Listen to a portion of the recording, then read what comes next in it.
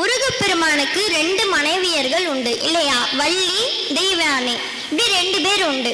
அதாவது முருகப்பெருமானுக்கு வலதுபுறமாக இருக்கக்கூடியவள் வள்ளி, இடதுபுறமாக இருக்கக்கூடியவள் தெய்வானை. இந்த வள்ளி ரொம்பவே இரக்கமான மனசுடையவள். இவளும் ஒரு வள்ளல் தன்மை உடையவள். யார் கேட்டாலும் அப்படி வாரி கொடுக்கிற வள்ளல் தன்மையை உடையவள் தான் வள்ளி.